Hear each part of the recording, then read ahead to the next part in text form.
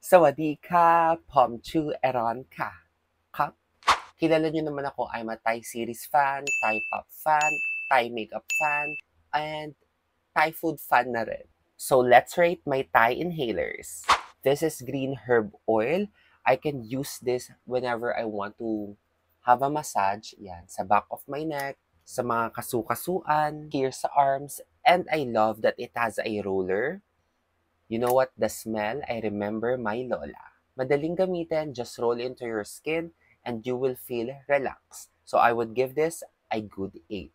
I know we all love Hong Thai, especially pag nabiyahe ka or nahihilo ka.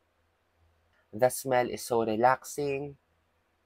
Talagang mawawala yung hilo mo. And I would give this a 10 out of 10 just because we all love this. Last on the list is this Hong Thai but in stick form. Meron siyang inhaler sa taas and an oil sa baba.